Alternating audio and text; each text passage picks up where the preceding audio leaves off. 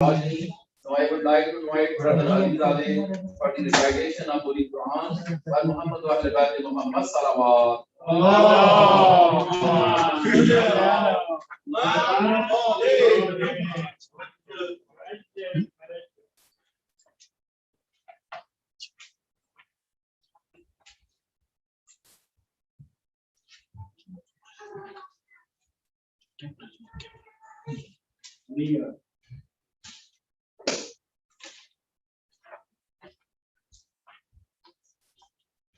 Dear brothers and sisters, Assalamu alaikum wa rahmatullah. In order to start our program tonight, I want to recite a few verses of Quran from Surah Al-Baqarah, which is the continuation of those verses that we studied last night or the day before. So I request all brothers and sisters, could you please say loud salawat?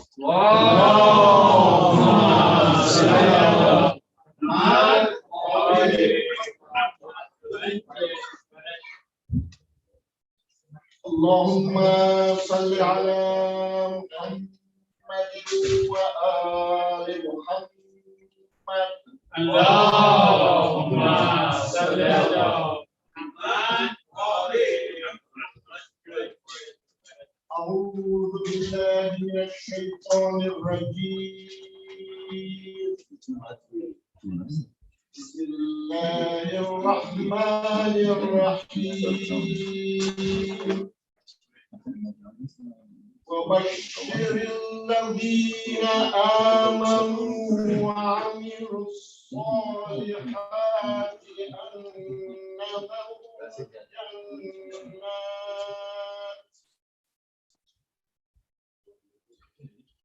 أن لهم جنات تجري من تحتها الأنهار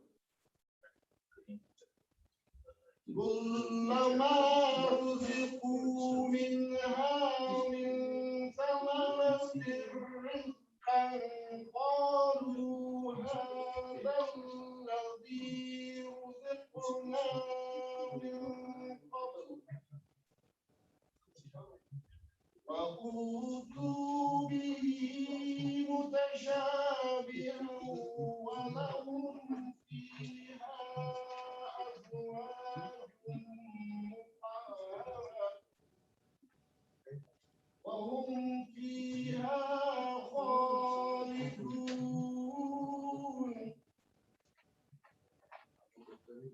إن الله لا يستحيي أن يضرب مثلا ما بعوضة فما فوقها فأما الذين آمنوا فيعلمون أنه الحق من ربهم وأما الذين كفروا فيقولون ماذا أراد الله بهذا مثلا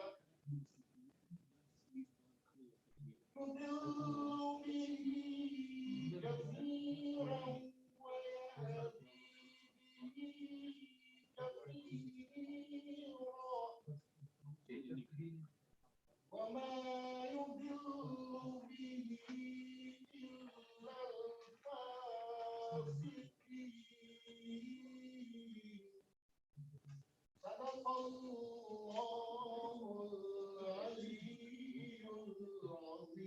العظيم ربنا اغفر لي ولوالدي وللمؤمنين يوم يقوم الحساب برحمتك يا أرحم الراحمين صلوات اللهم صل على محمد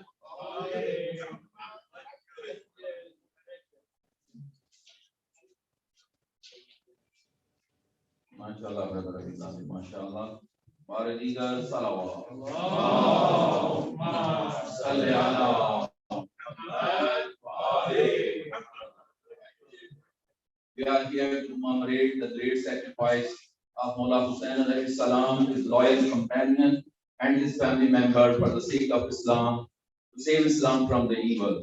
Today, 6th of Muharram and 7th night of Muharram, when Imam Hussain clearly declared that I will not pledge allegiance to Yazid bin Muawiyah rahimahullah, then Abdullah ibn Ziyad wrote a letter to Umar bin Saad, the commander of Yazid army, that I'm watching that you are very polite to Imam Hussain alayhi salam, and then you are very polite to Imam Hussain alayhi salam. If you want to fight with Hussain, then give the commandership. If you don't want to fight with Imam Hussain alayhi salam, then give the commandership to the Shimar bin Joshan Lanzullah.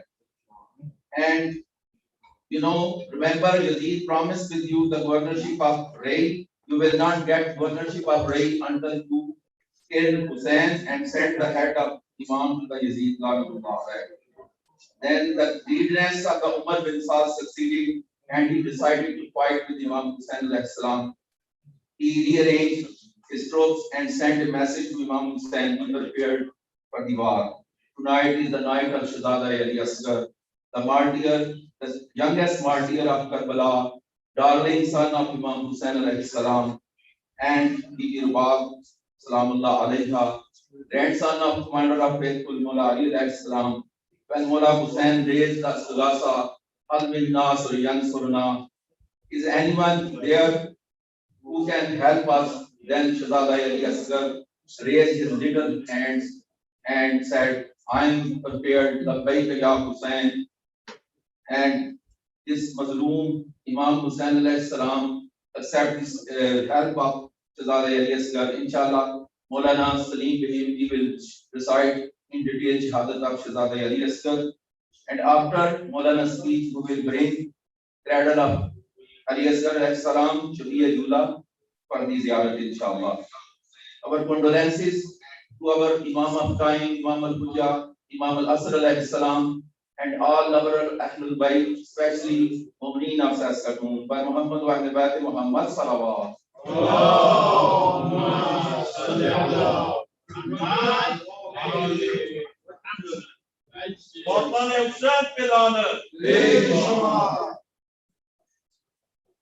शहज़ादा अली असगर की शान में चंद इशार, कुरान का पारा हूँ डरूं तीर से कैसे, कुरान का पारा हूँ डरूं तीर से कैसे, कुर्बन से कहो सामने हैदर का सुपर है, असगर मुझे कहते हैं मैं छोटा हूँ वगरना, असगर मुझे कहते हैं मैं छोटा हूँ वगरना, देखो मेरे सीने में भी अकबर का जिगर है। और मोहम्मद व अहले बैत मोहम्मद सल्लल्लाहु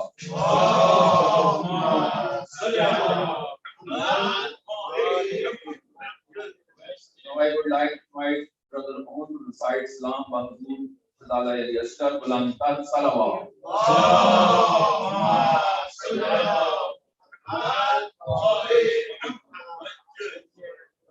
Nare Takbir. Allahu Akbar. Nare Risalat. Nare Haydari. Haydari. Husaini pe lanet. और मोहम्मद वाले मोहम्मद को तक सलावत।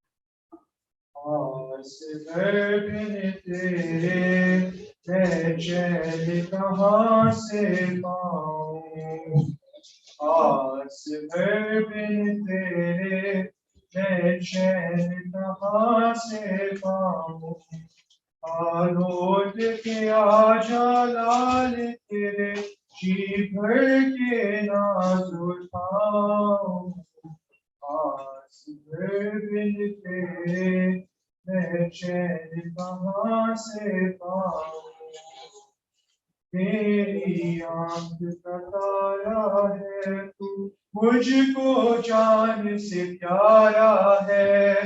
माँ दुखियारी के जीने का तू ही लाल सहारा है। तुझे छोड़ के तन्हा मकतल में मैं कैसे शाम को जाऊं। आस बिन तेरे मैं चैन कहाँ से पाऊं।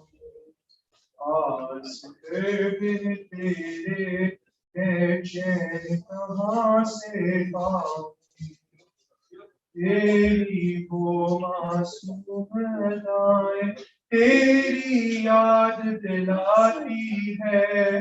तेरे प्यार की वो सब बातें मुझको बहुत रुलाती है। मुझको बहुत रुलाती है। मैं तेरी जुदाई में बेटा रो रो के मरना चाहूं।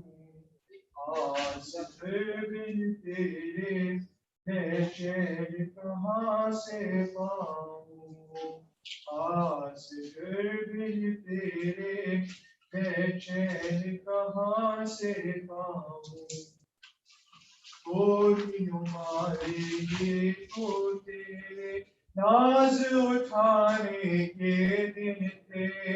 आंखों में तेरी खुशियों के ख्वाब सजाने के दिन थे।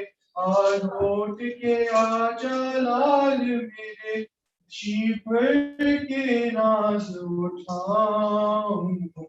आस बिन तेरे मैं चैन कहाँ से पाऊं। आस बिन तेरे मैं चैन कहाँ से पाऊं। कितनी है बेचैन सकीना तेरे नाज उठाने को। सुबह हो शाम तरसती है वो तेरे दिल बहलाने को। तेरी लाडली बहन सकीना के मैं दिल कैसे बहलाऊं। आस बिन तेरे मैं चैन कहाँ से पाऊं। आस बिन तेरे मैं चैन कहाँ से पाऊं। नूर नहीं सबकी मास है क्या से होठ तेरे बेटा। खाली गोदी है और जिंदा आजा माँ के पास आजा। आनंद मुजाहिद में तेरी अशकों से प्यास बुझाऊं। आस बिन तेरे मैं चैन कहाँ से पाऊं। आस बिन तेरे मैं चैन कहाँ से पाऊं।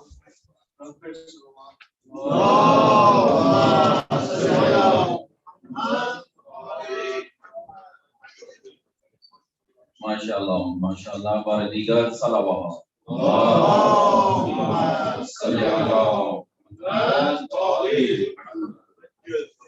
I will request Brother Hamad, if he is online. Brother Hamad, are you listening me so you can recite? But Muhammad wa ahle bayt Muhammad salawat. Allahumma salli ala Muhammad. Now I would like to invite Brother Zaki to recite Salam for Muhammad wa ahle bayt Muhammad salawat. Allahumma salli ala Muhammad.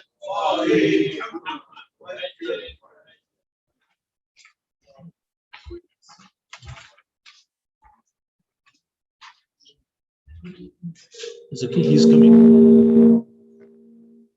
Zaki, he's coming. Nare Takbir. Allahu Akbar. Nare Risalat. Ya Rasulullah. Nare Hazari. Shudi Imam Hussain Islam Latter Salawat. Allahumma salli ala Muhammad.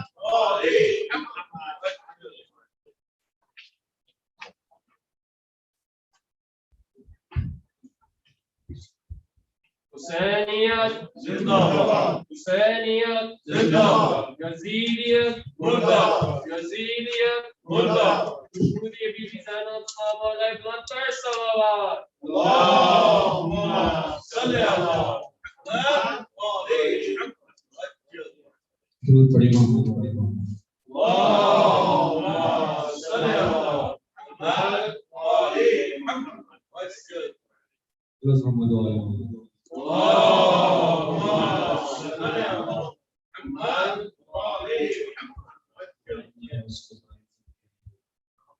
ऊंची को जो देता है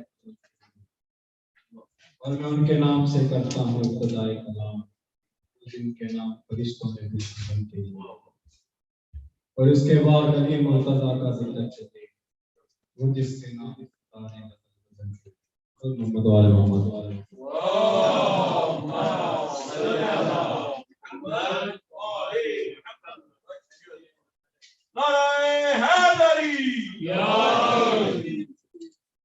ए वतन में आज़ादी की हयात 14 से कायद ने पाई है, ये खैरात 14 से आज़ादी की हयात 14 से कायद ने पाई है, ये खैरात 14 से फर्ज़े पाक की खातिर पेश की जो तजवीज़ें, जो लिखी है बानी ने सारी वो तहरीरें, कायद ने पाए हैं वो निकात 14 से आज़ादी की हयात 14 से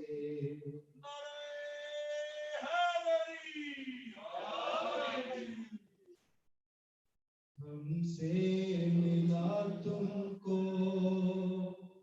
कौम का मसीहा है, मजहब में सुन लो के कायद भी शिया है, शियों की बनती है हर बात 14 से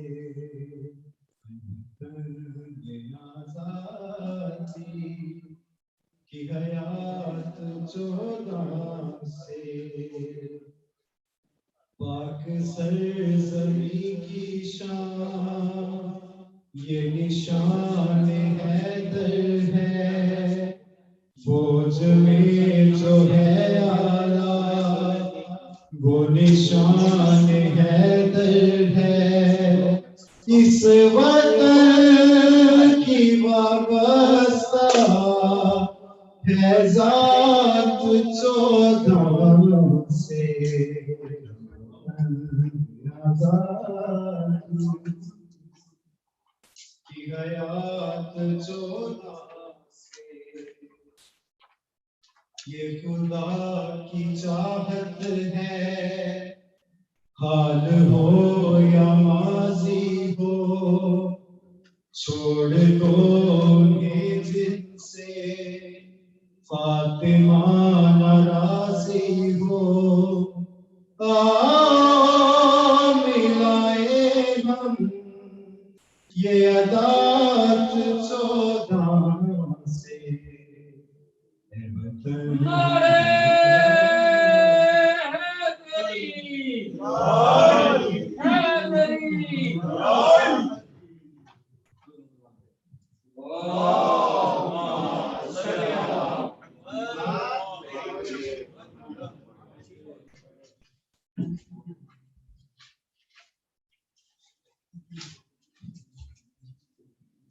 My माशाअल्लाह माशाअल्लाह लतीफ व मोहम्मद व आले मोहम्मद सल्लल्लाहु अलैहि वसल्लम। Ahmad is requesting again, so if you are online, so you can start salam. Ahmad. Okay, by Muhammad wa ali Muhammad salawat. اللهم صل على محمد وآل محمد بواز बुलंद नारे सलावत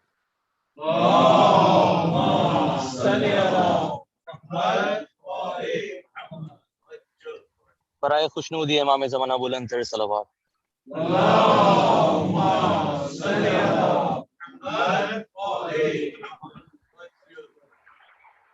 शहंशाह सारा की खिदमत में सलाम पे रबाबे हज़ी का ये नौहा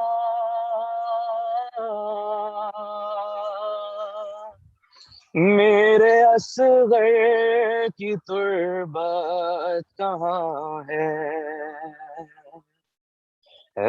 रबाबे हज़ी का ये नौहा मेरे असग़र की तुर्बत कहाँ है कोई बतलाए मुझको खुदारा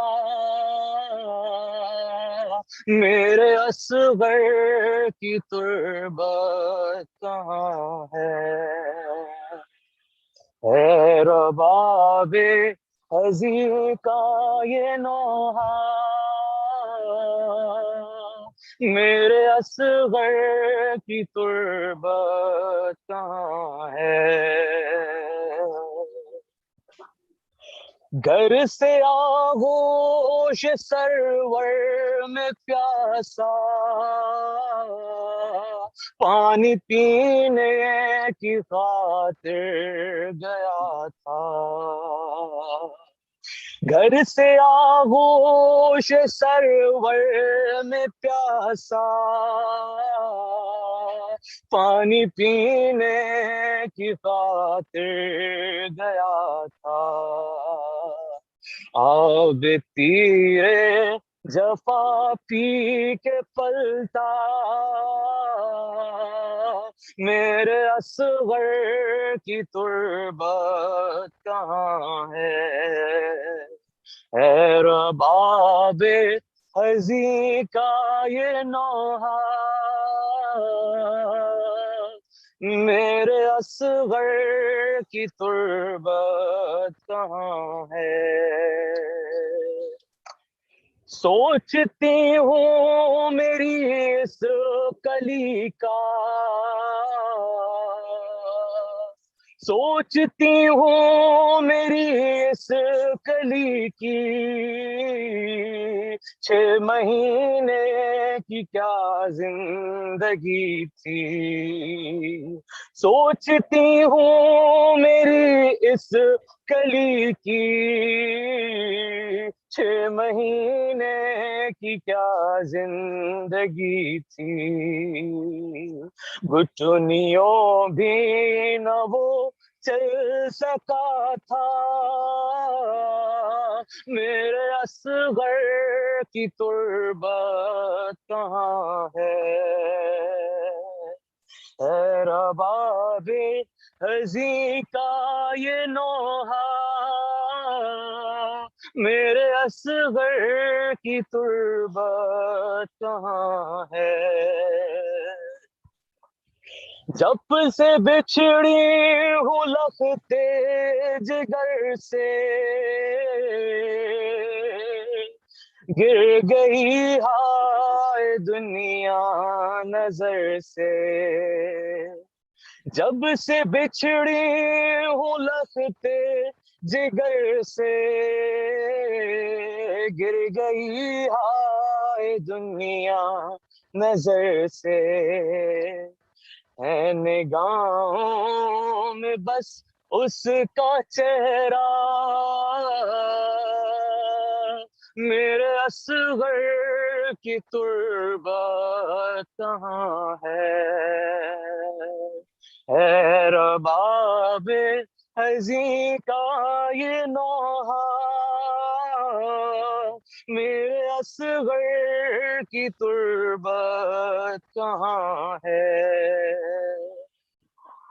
सामने जब न पाता था मुझको, खास अदा से बुलाता था मुझको। सामने जब न पाता था मुझको, खास अदा से बुलाता था मुझको। मेरा मासूम सा शहजादा मेरे असगर की तुर्बत कहाँ है। सलवात पढ़ी थी क्या मोहम्मद वाले मोहम्मद पर।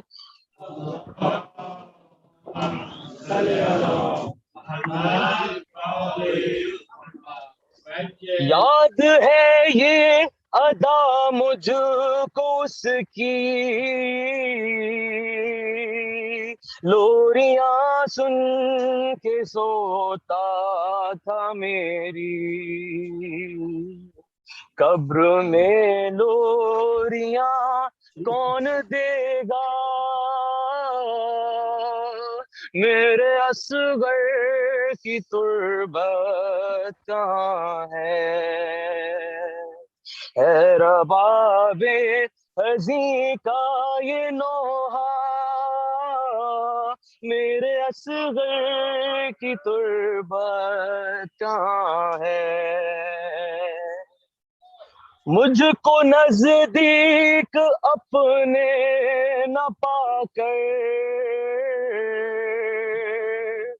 डर जाता था ख्वाबों में अक्सर। कब्र में तन्हा कैसे रहेगा, मेरे असगर की तुर्बत कहाँ है। सलवात पढ़िएगा मोहम्मद वाले मोहम्मद पर।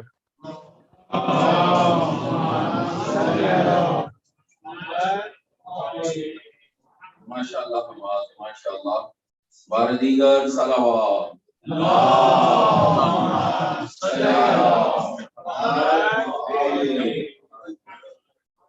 Now I would like to invite Brother Haider Abbas Dadi to recite Salam. Brother Haider Abbas Dadi. For Muhammad wa Ahle Baiti Muhammad Salawat.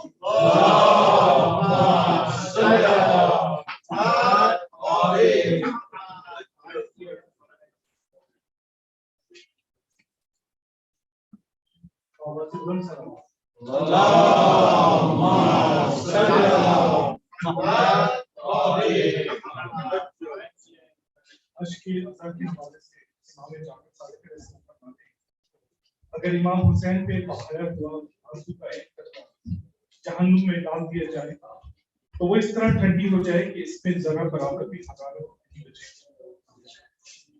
और इसी अश्क रज़ा के हवाले से मीर हदीस फरमाते हैं, मजलिस में मजा अश्क बहाने का है, मजलिस में मजा अश्क बहाने का है, फिर दौस सिला रोने रुलाने का है। खुर्शीद नकाबे रुख उठाकर क्यों कर, खुर्शीद नकाबे रुख उठाए क्यों कर, हाँ वक्त ये फातिमा के आने का है। बाबा से बुलंद सलाम।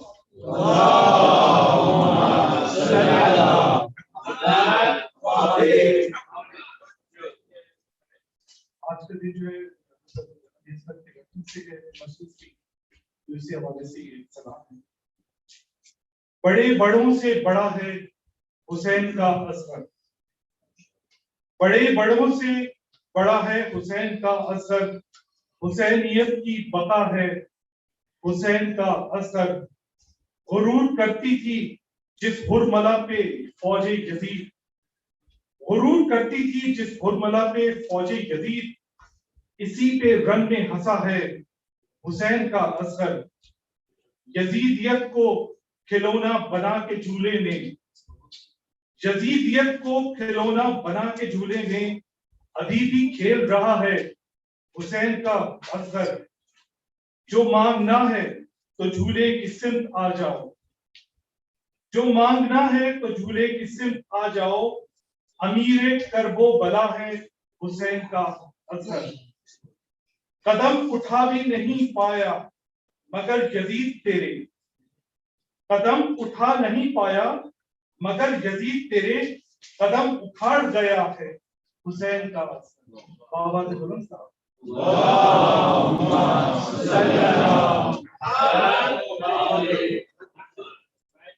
बापा ने हुसैन पे लानत, दूसरे अली पे लानत। और मोहम्मद वाले बाद मोहम्मद सल्लल्लाहु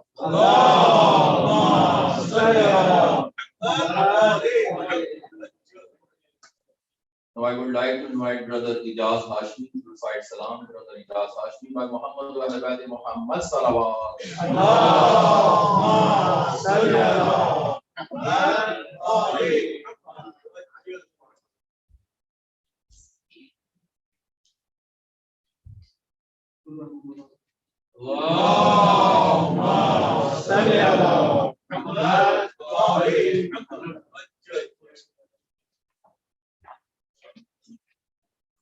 रोकर असर को रुलाएगी Sakina, रोकर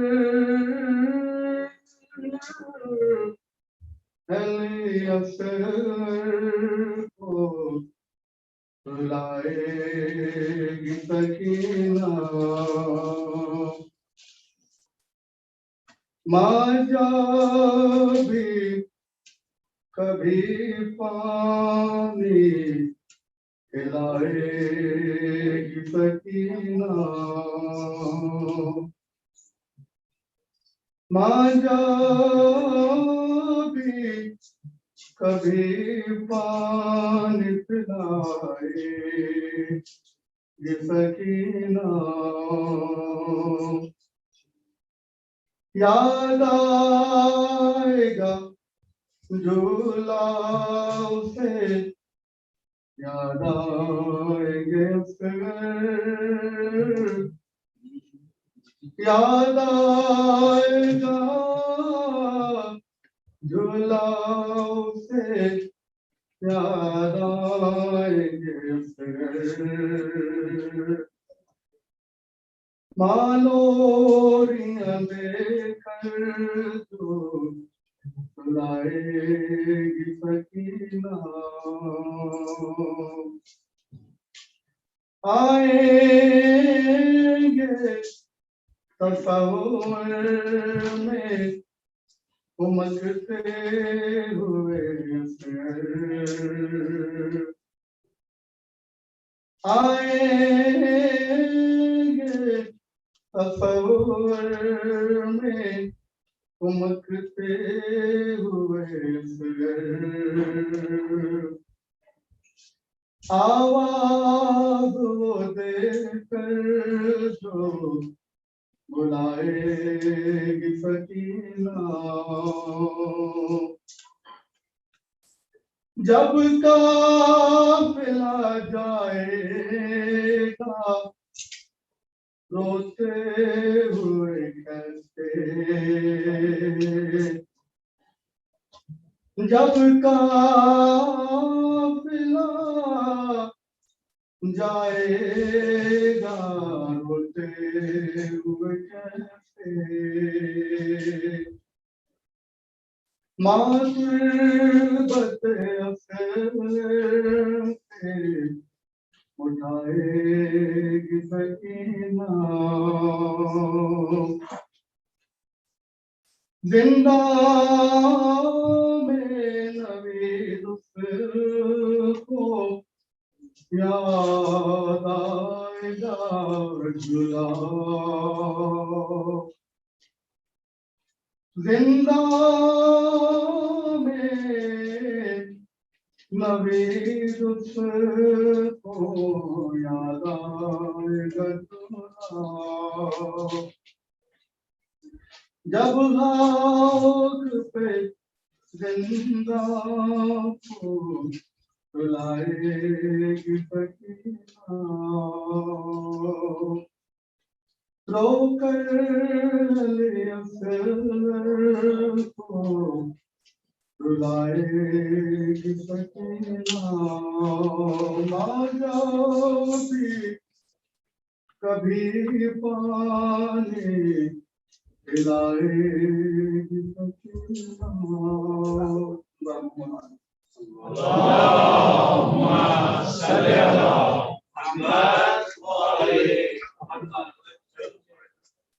MashaAllah, brother Ijaz. MashaAllah, Baradigar Salawat.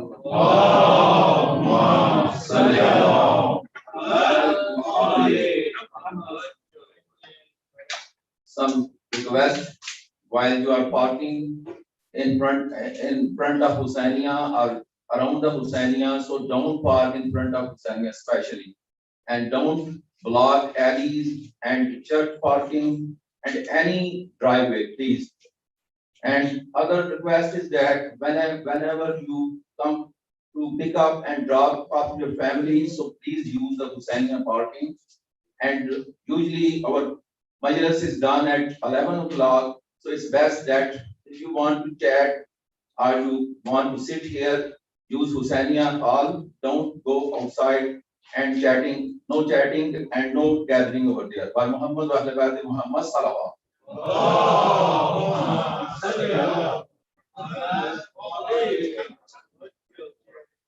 And today Majlis is sponsored by Brother Hussain Ali Razai, Muhammad Ali Awan, Sister Fatma Iwan, Brother Ijaz Hashmi, Brother Sajjad Hashmi, the Sabar Hashmi, and Dr. Haider Zadi. By Muhammad wa ala Muhammad salawat.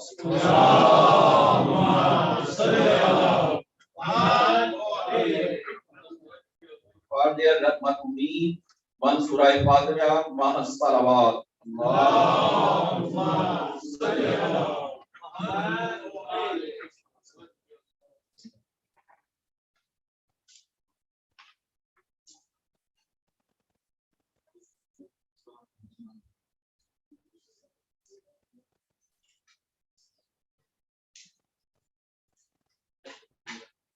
By Muhammad wa ala Muhammad salawat.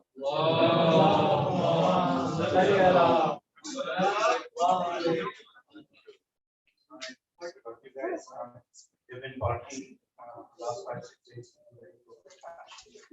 Today it's going to be very crowded, inshallah. Just follow a few suggestions. Please do not block the church. There's a car, the number plate Mehdi, Civic, which is blocking the entrance. Please move the car. I have had one of the neighbors who has said to me that they will call the police and report in terms of getting the ticket. So, you guys, we don't want to aggravate the neighbors. So, if you can move your car, please, and just follow. We do have volunteers outside. Just follow their advice. So, please move that car. Thanks. By Muhammad wa ala Muhammad salawat.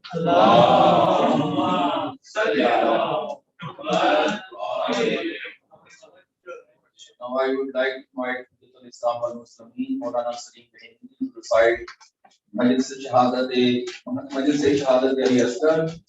By Muhammad wa ala Muhammad salawat.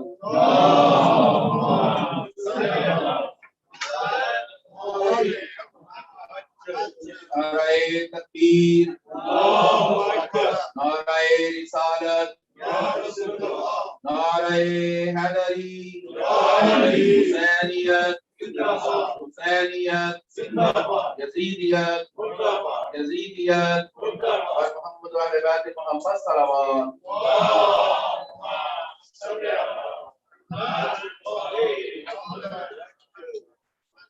Mawlana Hussain pe lanet, Hussain Ali pe lanet, और मोहम्मद वाले मोहम्मद खान तक सलावत।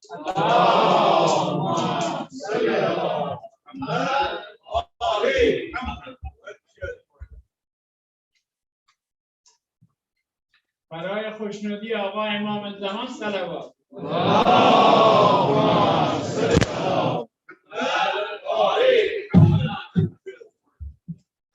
أعوذ بالله من الشيطان الرجيم بسم الله الرحمن الرحيم الحمد لله رب العالمين الحمد لله الذي هدانا لهذا وما كنا لنهتدي لولا أن هدانا الله ثم الصلاة والسلام على أشرف الأنبياء وسيد المرسلين وشفيع المذنبين سيدنا ونبينا وحبيب قلوبنا وطبيب نفوسنا وشفيع ذنوبنا أبي القاسم محمد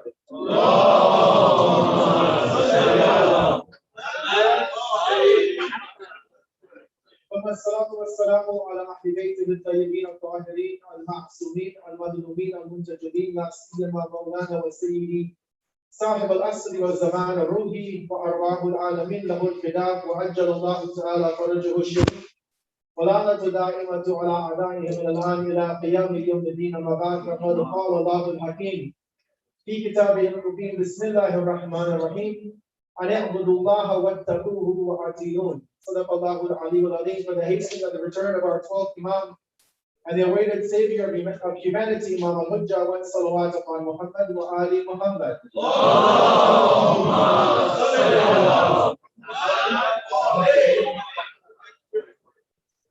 We continue in this Muharram commemorated series, tonight being the 7th night of the month of Muharram. And we continue in the theme that we began with on the very first night about Islam and the practicality of this religion in this era that we currently live in. And as you'll recall, the verse that I began with and that we've been reviewing, or at least using as the crux of our discussion, comes at chapter 71, Surah An-Nuh, the chapter named after Prophet Noah, the very first Ulul Azm prophet, the first prophet that Allah sent with a scripture. Previous prophets that came did not have revelation. And the third verse that Allah tells us were the words of Prophet Nuh to his community were very simple. Worship God, have the consciousness, the taqwa, the fear, the reverence of God, and obey me as the prophet. And as we've been saying, that this forms really the crux of religion. Our identity as Muslims, as believers in one God, is encapsulated in these three principles. We have aqaid, the theology of Islam. We have the ethics, the morality that we follow, and we have the ahkam, the jurisprudence, the daily fiqh that we follow. To an extent, we looked at aqaid over the first few nights. We looked at the importance of the Quran. We touched upon aqaid in brief. We looked upon akhlaq, morality, in the last two lectures. And tonight and tomorrow, we want to look at least tonight, we'll be following the fiqh of Islam. You know, this religion is a religion of rules. And I want to look at that at the theoretical level tonight and hopefully delve into some of the practicality and the application of the fiqh of Islam in our daily lives. Although we touched upon it last night when we looked at the issue of mahram and non-mahram and the relations or the physical connection between the two. Before I go into the discussion, let me begin with another verse of the Quran that will hopefully frame this discussion for tonight, which is in chapter 24, Surah An-Nur, the chapter of the divine light. And it's the very first verse of this chapter. And Allah subhanahu wa ta'ala mentions, A'udhu billahi minash shaitanir rajim, Suratun anzalnaha wa faradnaha wa anzalna fiha ayatin bayyinat la'allakum tadhakkarun. Allah says that surah, a chapter of the Quran, that this is a chapter that we are revealing to you. So Allah right away is demarcating. He's showing us that He reveals these chapters of the Quran. You know, and one of the questions that sometimes people ask is, this Quran came down in 23 years, 6,300 verses. It didn't come down chapter by chapter. Surah Al-Baqarah, for example, took maybe 10 or 20 years to be revealed. Other ayat, other chapters, yes, they came at one time. Surah Al-Fatiha, boom, one time it comes to Rasulullah. Surah Al-Kawthar, it comes at one time. But other chapters was a gradual process in Mecca, in Medina, in different areas. But ultimately, Allah subhanahu wa ta'ala is the one who compiles the Quran. The Prophet did it physically to the help of the companions. But Allah ordered the Prophet where ayat of the Quran would go. It wasn't an arbitrary decision by companions. It wasn't that one of the companions thought, well, let's put this verse in Surah Al-Baqarah and let's put this verse in Surah Al-Ma'idah, for example. No, this was an arrangement done by the messenger, but through the orders of Allah. Allah dictated that. So Allah says that this is a chapter, meaning Surah An-Nur, which we have revealed, we have sent down, and we have made obligatory the commandments within this book. And then Allah repeats that we have sent down in it what He calls as ayatin bayyinat, the clear verses, the verses which have no ambiguity. You can't read them in 2 or 3 or 4 ways. They are clear verses. And why does Allah reveal this book? Why does He go and give the Prophet a mission of 20 years to deliver the Quran? لَعَلَّكُمْ تَذَكَّرُونَ, that maybe you and I will think and reflect on the Quran. Not لَعَلَّكُمْ, not that maybe you will put the Quran on a shelf and leave it till the month of Ramadan. Not that maybe you'll download the app on your phone and it will sit beside Spotify, and that Spotify will get more airtime than the Quran. Not that the Quran app sits beside TikTok and you spend hours on TikTok but 0 on the Quran. Not that the Quran can be put in your car on the rear view mirror as a form of protection. Not so that the Quran will be read at customs when you come back into the country and you bought too much stuff from back home and you're worried that the immigration will open your bag, so you read verses to make the customs go blind so you can pass through with all your gold and jewelry and your whatever you bought from back home. No, the goal of the Quran, لَعَلَّكُمْ تَذَكَّرُونَ, that we may read, think, reflect on the Quran, that we would be mindful of the ayat of Allah. Everything else is secondary. The istikhara, you'll call Mawlana for the istikhara, that's secondary. Even if they're, it's way at the end of the list. It's really for us to think about. And as Allah says, وَفَرَضْنَاهَا, that I put obligations in this book. There are wajibat, there are muharramat, there are obligations, prohibitions, and Allah expects us to put those into our life. That is what we look at tonight, the fiqh of Islam, the jurisprudence, the rulings that Allah subhanahu wa ta'ala has asked us to perform and to follow. Now we look at the world that we live in, and as human beings, we recognize the fact that we are surrounded by laws. Everywhere you and I turn, we have laws that we are obligated to follow. You want to drive a car, you go and you get the book from the motor vehicle office, or you go online, you study the book, you learn the rules, you learn the laws. Why? Because you want to drive a car, you have to follow the law of the land. You can't say, I'm going to drive how I feel like.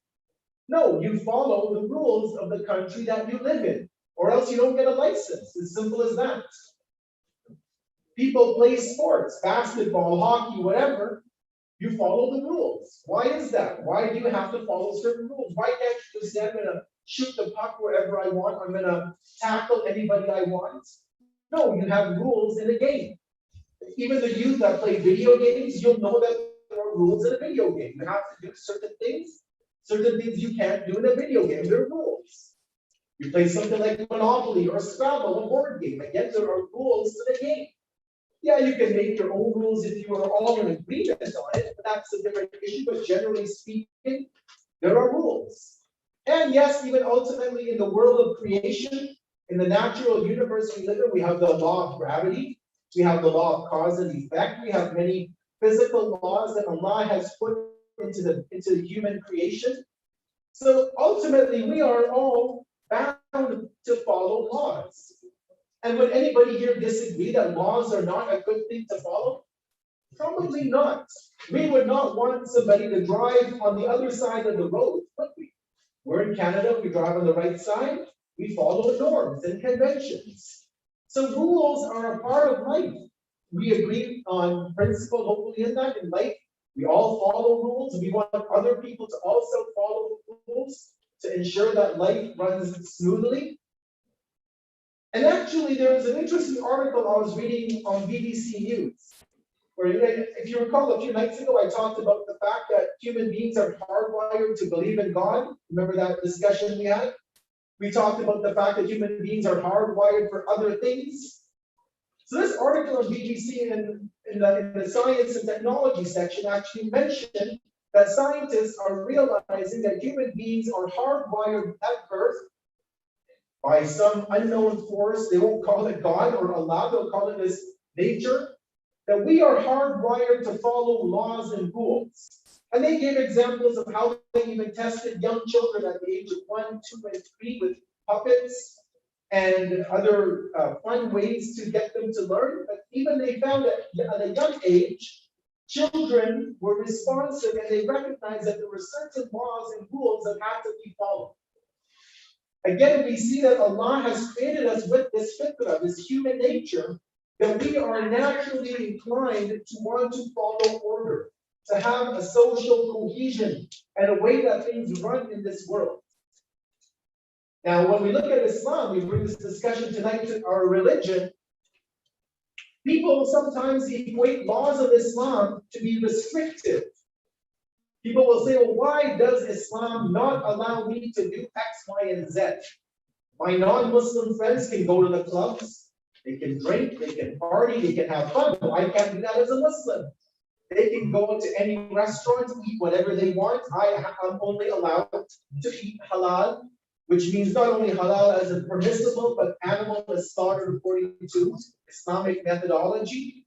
There can be no, contamination in the cooking process, so you can't go to a restaurant that serves, for example, burgers, and they cook the beef burger on the same grill as the Beyond Beef burgers, for example, these genetically created, or these burgers that are made from vegetables, but they cook them on the same grill. There's contamination happening, right? And we ask a lot of times, people say, well, why can't I do this?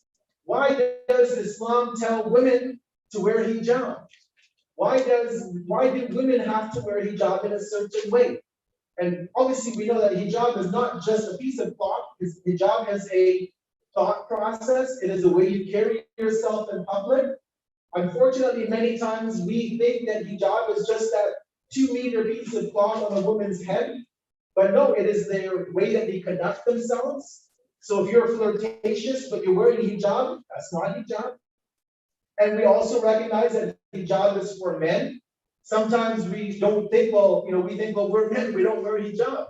Yes, we don't cover our face and our hair like women do, but men have a hijab. Men have to dress modestly in the presence of women. Men have other rules to follow.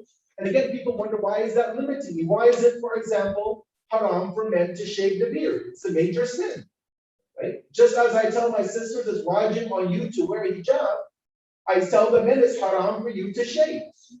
Why is that? People say, where's the verse of the Quran? Show me in the Quran.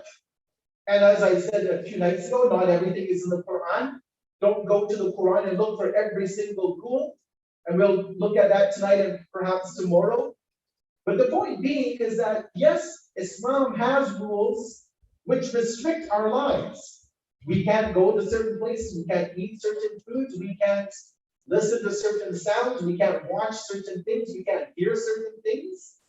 But again, as I mentioned in the beginning, that we have traffic laws and so on and so forth, which are beneficial. And in Islam, the rules are there which are beneficial. Today, you and I might not recognize the value of them. But when we're 6 feet under in the grave and we are being asked by the angels, and we're on the day of judgment standing in front of Allah, and we're standing hopefully in the company of the Prophet and the Imams of Ahlul Bayt alayhi salam, then we'll recognize why those laws were so relevant and important that we had to follow them, regardless of how difficult our lives were made. Sallu ala Muhammad wa ali Muhammad.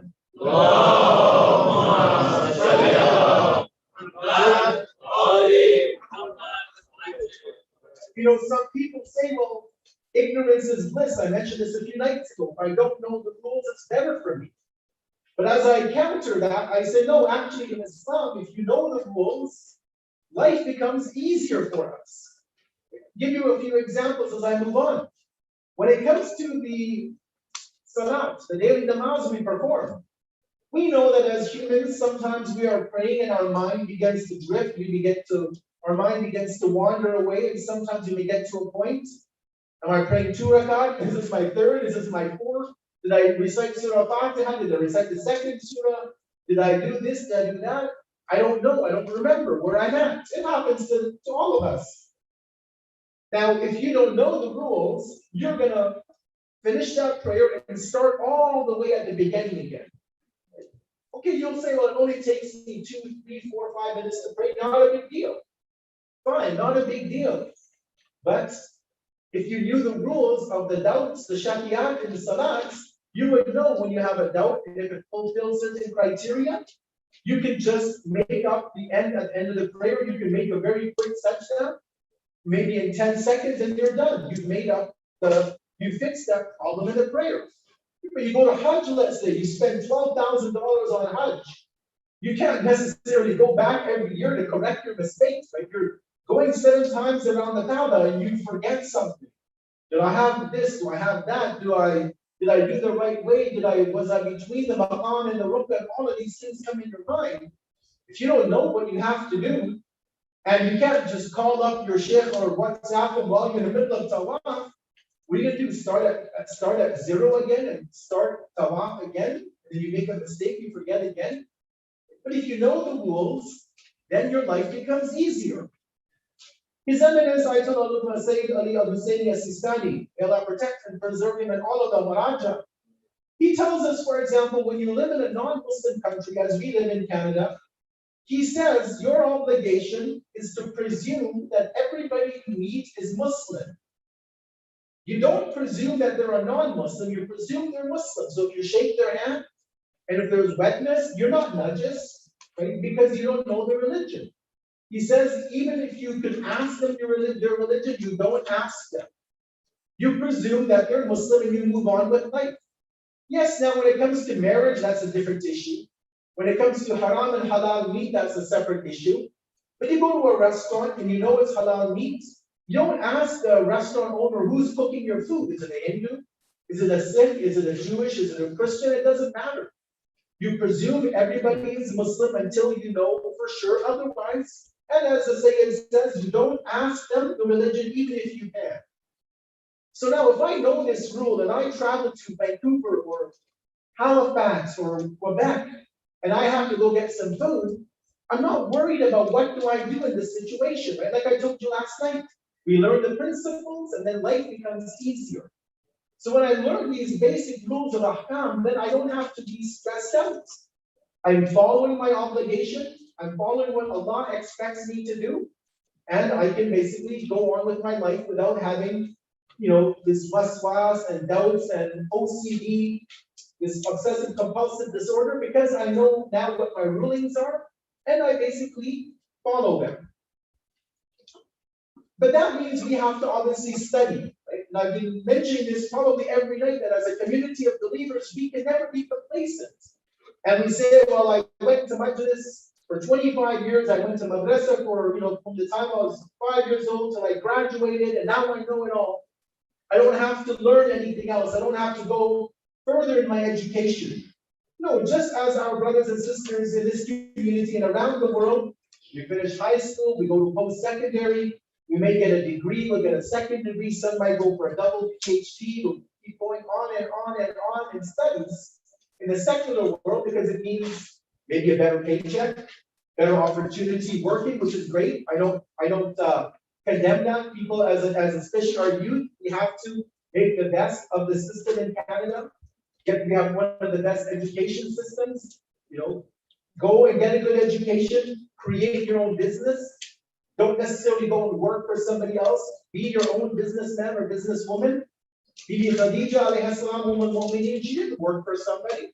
She was a businesswoman, but she maintained her hijab, her modesty. She was a millionaire at her time, if not more, and she supported the religion.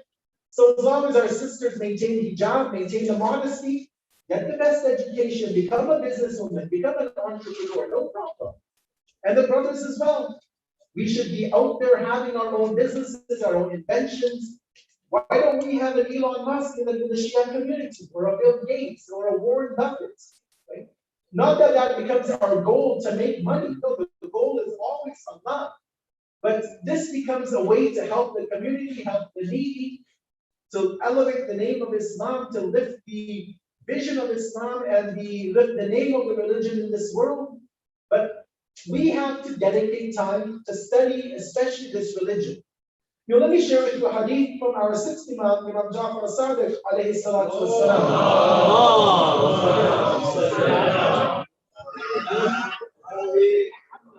He says in the hadith, he says, "Uthbir بكل مسلم لا يجعل في كل جمعة يوما يتفقه فيه أمر دينه ويسأل عن دينه." He says that I'm disgusted at every Muslim who does not devote one day a week to learning about their religion and asking questions about their religion. I'm not saying go and become a scholar and dedicate 7 days a week to studying Islam in a seminary, online or in person. But at least, as the sixth Imam says, every week, 1 day at least, should be dedicated to sitting down, picking up a book, or reading a book online, or listening to lectures, or some communities I go to, the youth groups have a book, reading book, where they'll pick a book, an Islamic book, and they'll read it, and they'll gather every weekend and discuss what they've read and talk to one another what they've read, whether it's the Quran or a book of Hadith or something. But as a community, we have to get into the mode of reading. It could be history, it could be aqaid, it could be philosophy, it could be tafsir. You take a subject that you're interested in, get some like-minded community members. The sisters can have their own program, the brothers can have their own program. Get together, make it a nice evening out, have it in the center, order food in, have Jamaat Namaz, have it as a community, as a group of youth getting together, maybe play sports if you're into that, or video games at the end. But the goal should be to get educated and seek knowledge on a regular basis, because that will make our life easier, and obviously that will make our life in the Akhirat also easy to come. Now, when we go to this discussion about the laws of Islam, many people will ask, well, where do these laws come from? If you look at the book of your marja, whoever you follow, that's up to you to follow the marja, a taqleed that you believe is the most knowledgeable, that has been verified by other senior scholars. You pick up their book, which could be, if you look at the English Risala of Sayyid Sistani, for example, it's 1,000 pages in English. Go to his Persian, it's about 2,000 pages. You pick up the Arabic, it's 3 volumes, it's about maybe 3,000 pages, much more. But the question coming is, where do these laws come from? Do the Maraja have proof for every single rule that they write in their book? And the short answer is yes. They have to have proof, either from the Quran, the Hadith, or the consensus of the past ulama and other sources, to validate every fatwa that they pass. They can't just wake up one day and say, you know what, I'm going to make it haram to shave the beard. I'm going to make it haram to do this. No, they have to have concrete evidence to prove it. And sometimes you'll open up the book of your marja and he will say, ihtiyat wajib. He says obligatory precaution. This literally means that the marja does not know enough to give a verdict. You look at cryptocurrencies, right? A lot of people are talking about Bitcoin and Dogecoin and all of these other coins, Ethereum and the blockchain. Sayyid Sistani doesn't have a fatwa. He says ihtiyat because he doesn't know enough about it. Sayyid Khamenei, he doesn't know. They've done research, they haven't come to a conclusion, they say, I don't know. So they say, based on precaution, I don't allow my followers to purchase cryptocurrencies. But then there are other maraja who have a fatwa, they've done their research, they've understood it, they've permitted it, and some have not permitted it. The point being is that they have to base that haram, that hurmat, that impermissibility or permissibility on evidence. There has to be something to back up their claims, basically. And honestly, and this is a lengthy discussion, but ultimately what we have to ask ourselves whenever we do anything in this life is this what Allah wants from me? I pray 5 times a day. Allah says in the Quran, Aqimu salat, establish the prayer, but Allah never said, Takbiratul Ihram, Surah number 1, Surah number 2, Ruku, stand up, sajda. He didn't say that anywhere in the Quran, right? Fasting, okay, Allah talks about fasting in the Quran in many ayat. He tells us when to start the fast, when to break the fast, that you can't eat and drink, you can't engage in relationships with your spouse. But there are other things which are haram that are not in the Quran, right? And many of the other ahkam, the Hajj, a very important act. Generals are in the Quran, the general issues, but not the specifics. So a question that we always ask ourselves is, well, how does this process of determining the rules take shape? Now, if you and I lived in Mecca or Medina, it would be easy. We would knock at the door of the Prophet, Ya Rasulullah, I've got a problem. How do I deal with this? Something happened in my life. I lost my wudu, or I forgot to make wudu and I prayed. What do I do? And if we lived in Medina, we could go to the house of Rasulullah and we would ask him our question. He would say, this is what you do. It would be easy for us, right? The time of Amir al-Mu'mineen, from all the way from his time up until the 11th Imam, if you lived in Mecca or you lived in Medina, if they were there, or you lived in Samara, or you lived in Mashhad, or you lived in Kadamain, you could go to the house of Imam, or you could work through his deputies, ask your question, get the ruling, and follow it. It would be difficult, more than at the time of the Prophet, but it would be possible to do it.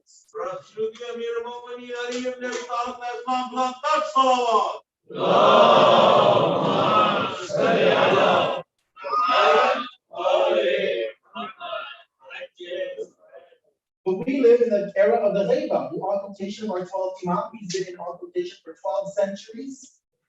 We don't have access to him. Nobody has access to him at a direct level. So, and you live in Saskatoon, thousands of kilometers. Even if you wanted to try and meet the Imam, if you think he lives somewhere in Iran, you would still be hard pressed to even have a meeting, obviously, because we believe in an era of the Ghaiba, people are not at liberty to meet the 12th Imam, although he does meet, but we can never claim that we met him.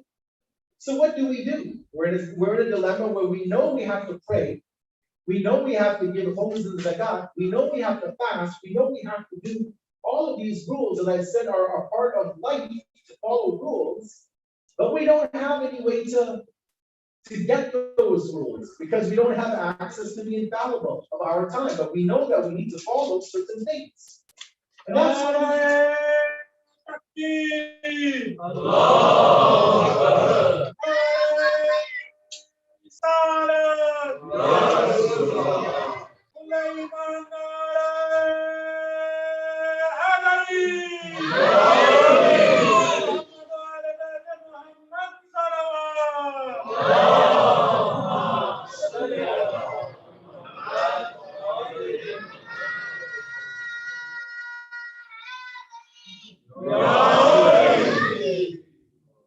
this is where our ulama tell us we have one of three responsibilities. Taqleed is not wajib, first and foremost, because number one is you and I leave Saskatoon, we move to Najaf, or we move to Qum, or to Mashhad, and we become mujtahids ourselves. That's the very first option you and I have been given. You know, many times people come to me and say, this marja has this sort of fatwa, I don't accept it. Okay, fine, don't accept it. If you think you can develop a better fatwa, leave your job, go to the Hawza, study for 50 years, or 40 years, or 30 years, become a fully trained and qualified mujtahid that other scholars would recognize your knowledge, and you develop the laws.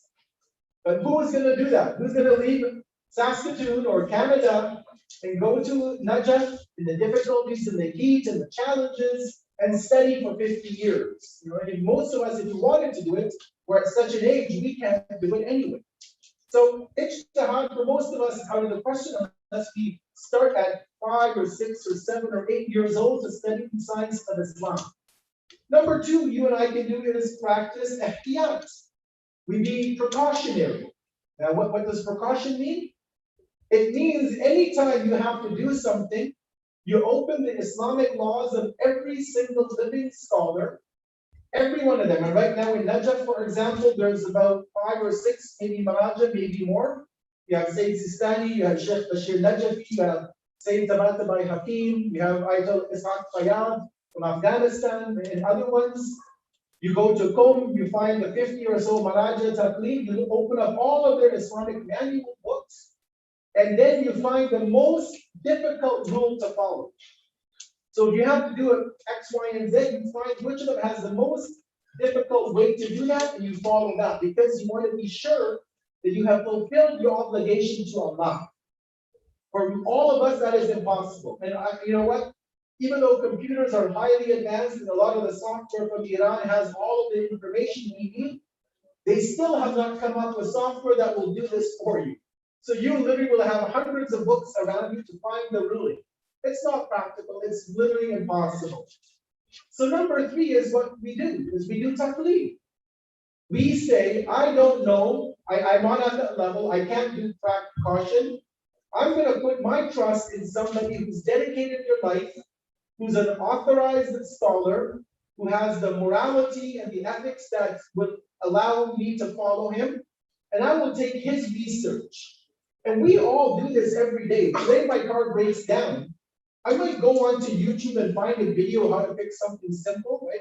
How to change an air filter, or how to put my cabin air filter in, or an oil filter. I can do that on my own. But I can't do major repairs to my car, so I'll go to the mechanic and I'll get him to do it. Why? Because he's an expert. I'm not a doctor. I can Google a home remedy, but it might kill me. So I'll go to my doctor, I'll tell him my problems, he'll give me a prescription, I'll get it filled, and then I will hopefully, if God wills, I will get better. The point being, as the Quran says, فَاسْأَلُوا أَهْلِ الذِّكْرِ إِن كُنتُمْ لَا تَعْلَمُونَ. Ask people who know if you don't know. That's really the key of why we do taqleed. Although this verse doesn't mean taqleed, and taqleed doesn't come in the Quran in that word, and even in the hadith, it's not really there.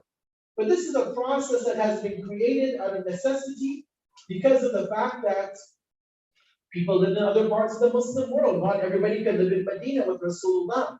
Not everybody can live in Kufa with Amir al-Mu'mineen. So a process had to be created under the supervision of the Messenger of Allah, under the guidance of the Imams of Ahlul Bayt.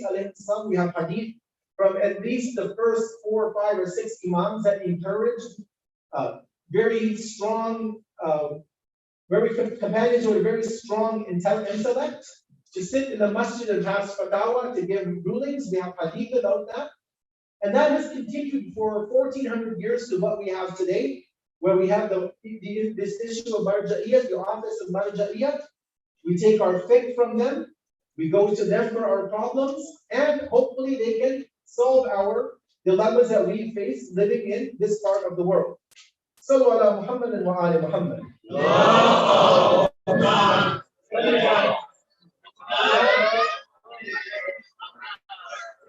There are a couple of things that happen here, and the Quran has actually directly spoken about this. Number 1 is that everybody who wears this sort of clothing that I'm wearing and calls themselves an ayatollah, I don't call myself, obviously, I'm a student, but those who call themselves ayatollahs, just because you wear the clothing doesn't mean you're at that level. You can literally go to Najaf today and buy this outfit for $200. You can put it on, grow a long beard, take a photo, put your name as Ayatollah, whatever, and you can fool the masses. And we even have people who have done that in North America, in Europe, in other parts of the world. They have gone and done this exact same thing. And they have, unfortunately, massive followings on Twitter. I'm not going to mention their names because you'll go and try to find them. We have them, they're on Twitter, they're on Facebook, they're on Instagram, and people have taken them to be scholars. And unfortunately, they have been misled. Not only in terms of taking the money away, that's irrelevant. Money is nothing. But they have lost their akhirah to an extent because they have taken people who are not an authority in religion and followed them. And Allah warned about this in the Quran, you know that? Allah warned us through the Jews and the Christians of what some of them were doing, that we as Muslims should not fall into the same trap as taking charlatans, imposters, phonies, as being religious scholars. So in chapter number 9, I believe it is, verse number 31, Allah mentions this. He says, اتخذوا أحبارهم ورهبانهم أربابا من دون الله والمسيح ابن مريم. That these people, the Jewish community and the Christians, have taken their rabbis and their priests in the church and Prophet Jesus as arbab, as lords, other than Allah. And Allah says, وَمَا أُمِرُوا إِلَّا لِيَعْبُدُوا اللَّهَ إِلَهًا وَاحِدًا. They were ordered to do nothing other than to worship the one true God. But as I said, that unfortunately from within the Jewish and Christian tradition, and Allah is not mentioning them just to single them out or mock them. Allah is giving you and I a reality that just as some of their people fell into that trap, today the Catholic Church says the Pope is basically God's representative on earth. Whenever he wears this special ring, he's basically speaking on the authority of God. He can say no wrong. It's as if he's being inspired by the Holy Spirit. We don't say that about our Maraja. We don't say they have a direct one-on-one communication with Allah. We can never say that our Maraja meet the 12th Imam. That's not in our tradition. But as I said, that there are people who take ulama, take their Maulana, their Sheikh, whether he's a male or a female scholar, as arbab, as lords other than Allah. Not that they do sajda to them, that they kiss their feet. No, but they recognize that these scholars are twisting religion, whether it be in ahkam or aqaid. As I mentioned a few nights ago on the first night majlis. People who say that Imam Ali's name is a part of namaz. If it's a part of the namaz, show me where the Prophet ever did it. Show me the first 11 imams where Imam Ali said, my name should be in the namaz. But when people add to the religion and corrupt the religion, and we follow them, we're worshiping them rather than worshiping Allah. That's just one example of adding Imam Ali into the Shahud or Salam. There's other ways that people, including people who are called Ayatollahs, have changed this religion. But the point being here is that we have to recognize that we don't fall into that trap that the Ahlul Kitab, some of them fell into. Because we risk losing our akhirat, as I said, which is infinitely more important than anything else we could lose. You might give him your home's money, okay, big deal, you lose 5 or 10,000. But to lose your akhirah and to be, going into a place like hell is not worth it. And that's why we have to be aware of who we follow, which marja we attach ourselves to ensure that they are actually recognized, they're qualified, they're accredited. Not that you just go onto Google and say, who's the next Ayatollah? And Sheikh Google gives you an answer. Naray Hayari! Sultan Hussain Pelana! Ali Pelana! Muhammad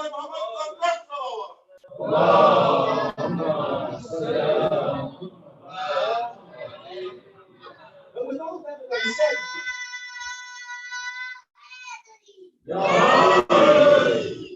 that I said, we still have a system in this religion because Allah would not want us to be left without guidance. Allah obviously knew that the 12th Imam, his last representative, the final Hujjah, would go into occultation. It's been 12 centuries now, 1,200 years. It could be another 1,200 years. It could be 25,000 years. We don't know. And even the 12th Imam doesn't know when he will come, when he will be allowed to make his duhur. That's why he's muntadir and muntadar. He is waiting and he's also awaited.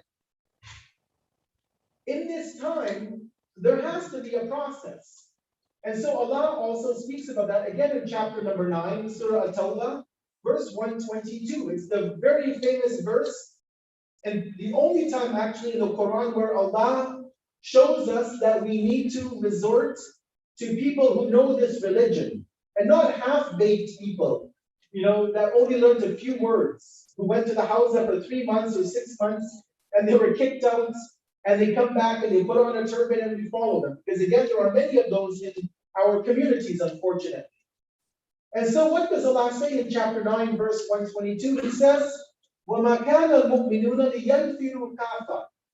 It is not advisable for the mu'minun, for the believers, to go forth all together.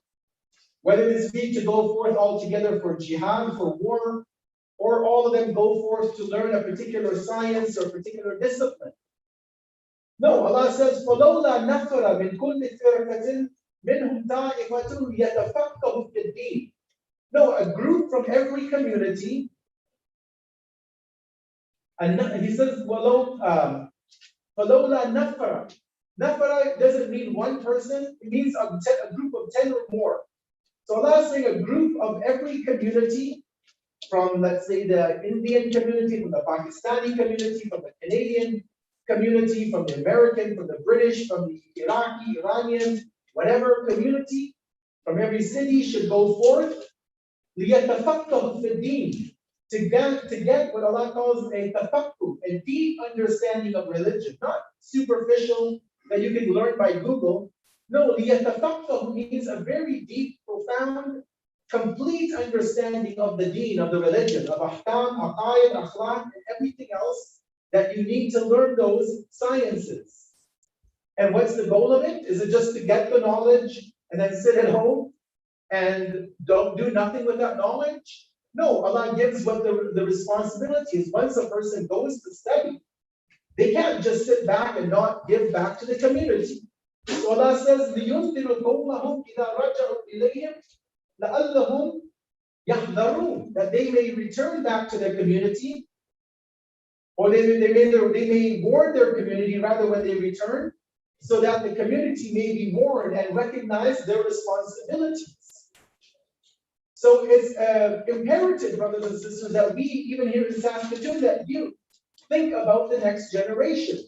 If there's no full-time scholar in the community, you either find one, and don't go to Google and find one. You won't find him on Kijiji, you won't be on Craigslist. Don't look on Instagram or Twitter for the one who's got the most tweets and hire him. No, go to the right scholars in North America or wherever. Find a person that you know can be compatible with your community here, that can meet the challenges of this community in this era. And at the same time, encourage the young sisters and young brothers, give them scholarships, give them grants, to let them go to Najaf to study, let them go to Qom to study, and let them stay 5, 6, 10, 15 years. Every year, send one or two, pay for them to go. Encourage them, support them morally, and allow them that when they come back, when they complete it, that they have a community to work with. They have a community of maybe 10 times the size, inshallah, and forget about one building, you'll have maybe 200,000 square foot building, maybe one day if the community grows, and a school and a gymnasium and a sports complex. But you'll need to have religious scholars trained in Canada. We import our spices from back home, our mirchi and masala we import. And unfortunately, we also import our molanas. And maybe for a few months it was good when we came to Canada, but we have to recognize that we need scholars who are fluent in English, much better than me, because my English is half broken. I don't even know how to speak English half the time. We have to find people who can speak, who can articulate, who know the challenges of the time, and have them working in our communities. Have them giving to the community, and not only to us, but they can go and speak to the non-Muslims, go to the churches and the synagogues and all the other places, and educate the society about Islam, about the teachings of Ali Muhammad, and especially about the legacy of Karbala and the tragedy of Abu Abdullah alayhi salatu wassalam. Sallu ala Muhammad wa ali Muhammad.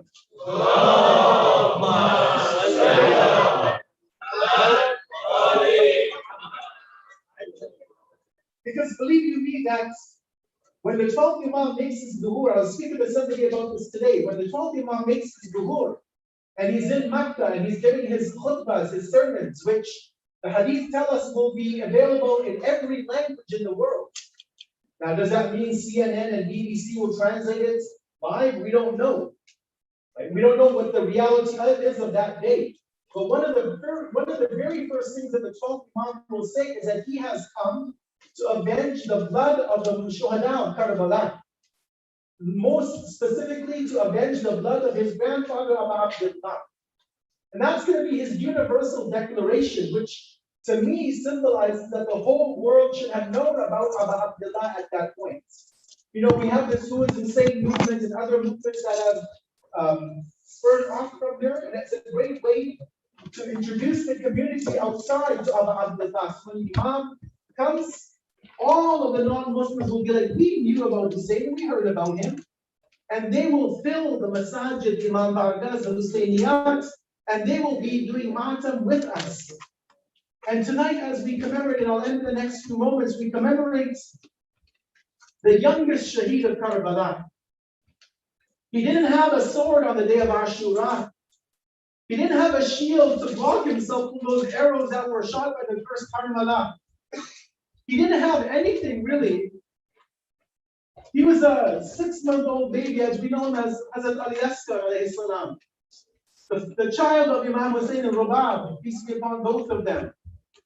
And as the books of Maktab mentioned, brothers and sisters, that on the day of Ashura, all of the companions of Abu Abdullah had given their lives. They had all become shaheed. We know that all of the family members of Banu Hashim and the others had gone to the battlefield one after the other, and they all were martyred on the day of Ashura. There was a fifth Imam Muhammad Bakr in a tent, 5 years old. There was Imam Zainul Abidin who was sick in the tent. He couldn't go to the battlefield because of his own health situation that Allah had willed for him to be sick on these days.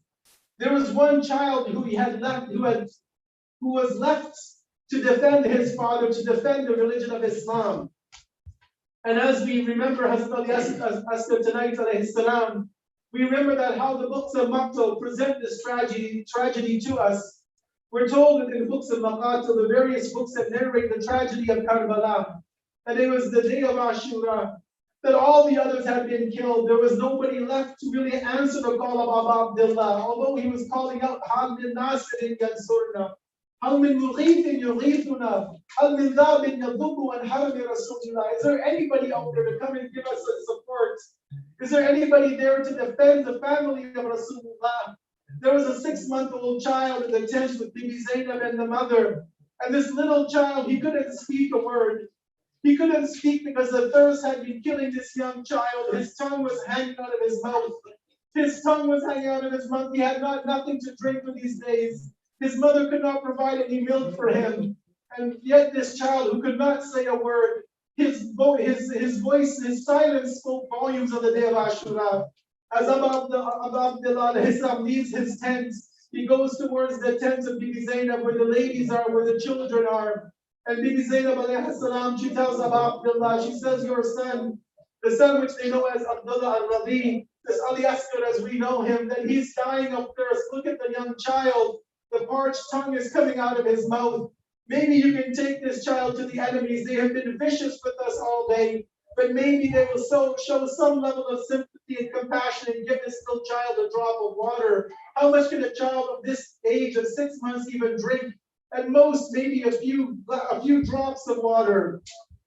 Brothers and sisters, Abu Abdullah takes Hazrat Ali Asghar, he puts him in his arms. He wraps him in a blanket because the heat of the day of Ashura is so hot, is so unbearable in the tent. Imagine how it would be for him in the desert plains. And as he begins to hold Hazrat Ali Asghar, he makes his way into the battlefield. It's at this point that we recall the narration from Mukhtar al-Thaqafi. Hazrat Mukhtar, when he avenged the tragedy of Karbala, before he killed every one of the guilty people, he would make them confess to the crime. And when the great Mukhtar captures Harmala, Tanatullah alayh, and he corners him, he tells him that were you the one responsible for slaughtering this child of Abu Abdullah, the 6 months? And he says, yes, that was me. And so Mukhtar begins to interrogate him. He says, tell me what happened on that day. And the cursed Harmala says that we saw on the day of Ashura, that whenever Abu Abdullah would ride on his horse, it meant he wanted to engage in a battle. Whenever he would ride his camel, it meant he wanted to come and warn us, to give us a khutbah, to give us a lecture. But he says that on this particular moment, we saw Abu Abdullah walking barefoot, or walking by foot rather, towards the Maidan, towards the battlefield. And we saw that he was carrying something in his hand. Some people maybe thought it was like Imam Ali had that happened in the Battle of Siffin, where the Quran was there to mediate and arbitrate. But as Abu Abdullah gets closer, he opens up this little blanket and they see a young 6-month-old baby who's probably shivering because of the lack of food and water he's had. He's feeling the heat of the day of Ashura.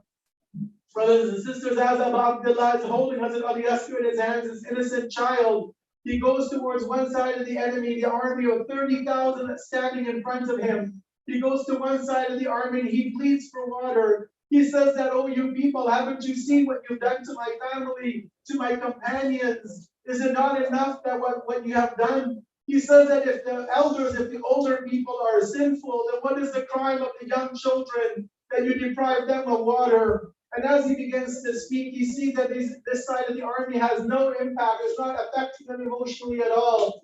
Abu Abdullah goes to the other side of the army of the other 30,000. He begins to also give them the same sermon to tell them to look at the state of this young child of mine. But even they do not listen to him. He then addresses the middle army, the middle camp of the Umar ibn Sa'd Mal'un. And as the historians mention, and as the Harmala himself begins to mention Mal'un, he says that there was a group of soldiers in the army of Ibn Ziyad. Some of them were crying profusely, hearing the words of Abu Abdullah. Others were shouting out, give the child some water, give that child some water. And the third group were just standing dumbfounded, not knowing what to say.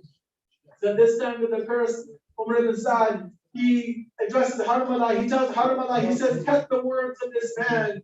And Harmala asks his master, he says, should I shoot the arrow at the father or should I shoot the arrow at the son? And the curse of Umar ibn Sa'd says, no, shoot the arrow at the son. It's at this point, brothers and sisters, that the books of Maqatil, the books of the tragedy of Karbala, they begin to mention that Harmala, the cursed Harmala, puts his first arrow. He puts the arrow in the bow, and he looks at the father, and he looks at the son. And Harmala himself mentions at that point a wind blows on the desert of Karbala. The blanket or the abba that is covering Hazrat Ali Asghar moves a bit. It exposes the neck of Hazrat Ali Asghar. And at that point, that three-headed arrow, that arrow that they would use to kill a buffalo, that they would use to kill a camel, that Harmala shoots that arrow, and as it flies through the Arab Karbala, as it goes to the Arab Karbala, it lands in one side of the neck of Hazrat Ali Asghar. It comes out the back of the neck of Hazrat Ali Asghar. As Abu Abdullah is looking at what is happening, he sees the arrow lodged into his forearm. His child is pinned to his arm with the arrow. Harmala is looking on at what he's done. Mukhtar asked this curse Harmala, he says, did you not even have an ounce of grief in your heart? He says, no, when I saw Abu Abdullah, I didn't have an ounce of grief. He says, when I shot the arrow, I did not have an ounce of grief. He says, but one time I felt a bit of remorse. And Mukhtar said, when was that? And the cursed Harmala says that when I hit the neck of Hazrat Ali Asghar, I saw his hands flap like a little bird. And I saw the face of Hazrat Ali Asghar. He's looking towards his father, Abu Abdullah. As the remaining blood in his body is dripping down his father's arms, the cursed Harmala says that was the only time that I felt a little bit of remorse, that I had killed the son and I had killed the father and the spirit of the father with that one arrow.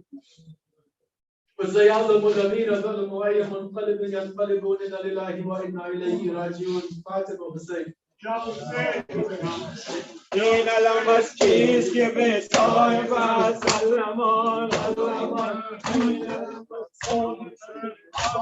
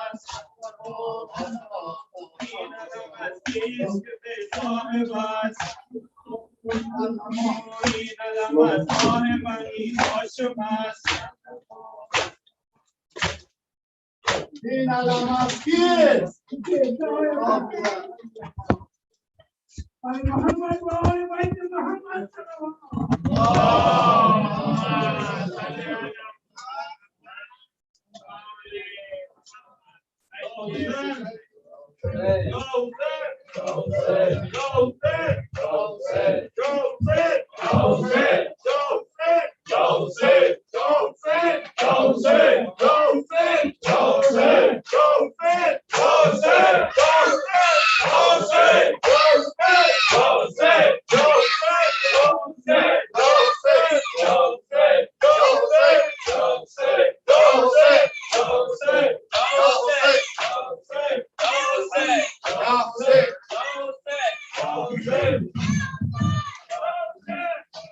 घर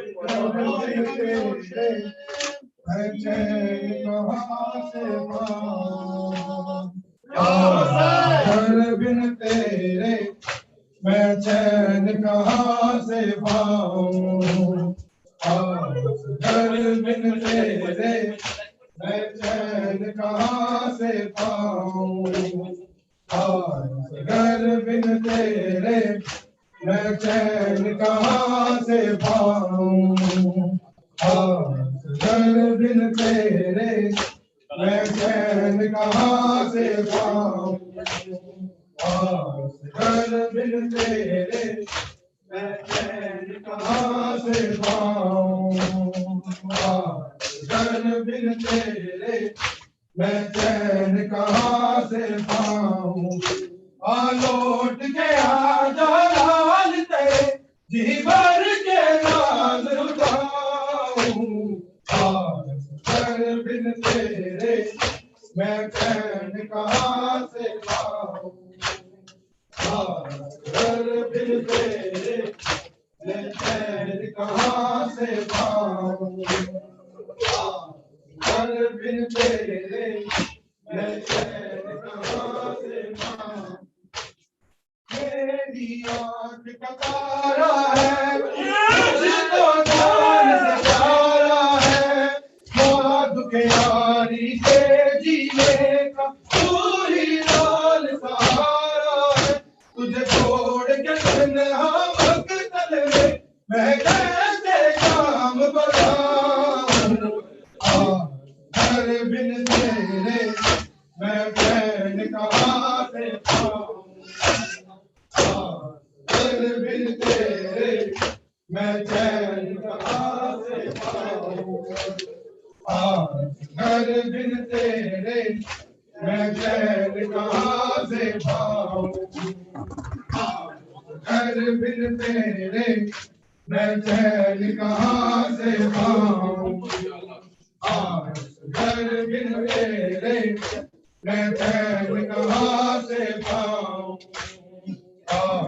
घर बिन तेरे मैं चैन कहाँ से पाऊं, मेरी आँख का तारा है तुझको जान से प्यारा है, हाथ में यारी के जीने का तू ही लाल सहारा है, तुझे छोड़ के तन्हा मकतल में मैं कैसे काम बढ़ाऊं, घर बिन तेरे मैं चैन कहाँ से पाऊं, घर बिन तेरे मैं चैन कहाँ से पाऊं, घर बिन तेरे मैं चैन कहाँ से पाऊं, घर बिन तेरे मैं चैन कहाँ से पाऊं, तेरी वो मासूम बात तेरी याद दिलाती है, तेरे प्यार की वो सब बात मुझको बहुत रुलाती है, मैं तेरी जुदाई में बेटा रो के मरना चाहूं, घर बिन तेरे मैं चैन कहाँ से पाऊं, घर बिन तेरे मैं चैन कहाँ से पाऊं, घर बिन तेरे मैं चैन कहाँ से पाऊं, घर बिन तेरे मैं चैन कहाँ से पाऊं, घर बिन तेरे मैं चैन कहाँ से पाऊं, घर बिन तेरे मैं चैन कहाँ से पाऊं, कितनी है बेचैन सकीना तेरे नाम उठाए, बरसती है वो तेरा दिल बहलाने को, तेरी लाडली बहन सकीना का मैं दिल कैसे बहलाऊं, घर बिन तेरे मैं चैन कहाँ से पाऊं बिन तेरे मैं चैन कहाँ से पाऊं बिन तेरे मैं चैन कहाँ से पाऊं बिन तेरे मैं चैन कहाँ से पाऊं लौट के आ जा यार तेरे दिलदार उठाऊं बिन तेरे मैं चैन कहाँ से पाऊं बिन तेरे मैं चैन कहाँ से पाऊं कितनी है बेचैन सकीना तेरे आने को सलाम करती है वो तेरा दिल बहलाने को तेरी लाडली बहन सकीना को मैं दिल कैसे बहलाऊं बिन तेरे मैं चैन कहाँ से पाऊं बिन तेरे मैं चैन कहाँ से पाऊं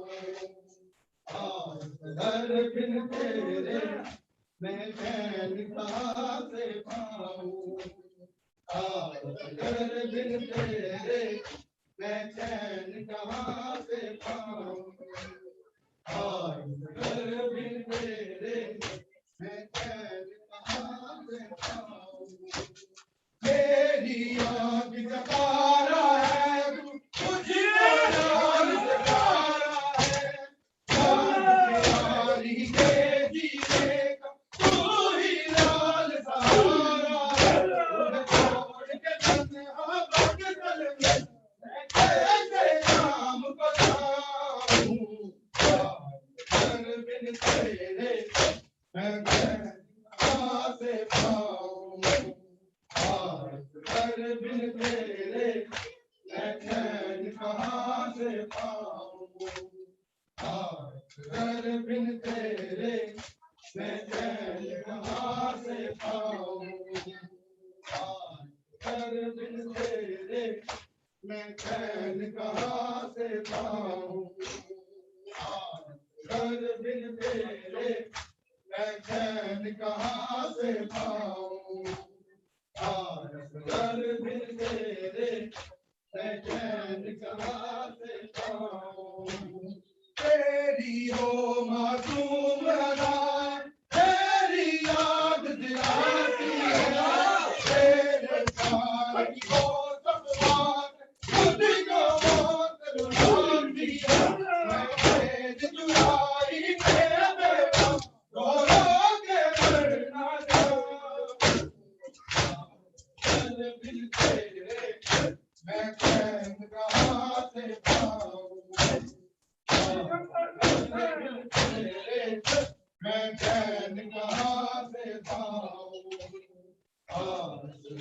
बिन तेरे मैं चैन कहाँ से पाऊं बिन तेरे मैं चैन कहाँ से पाऊं लौट गया नाज में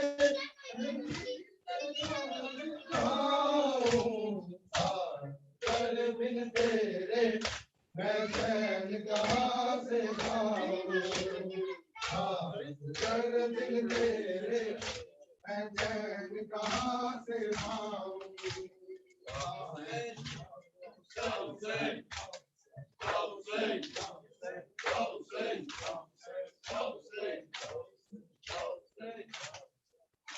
मज़लूम अबू अब्दुल्लाह वल हुसैन सलावत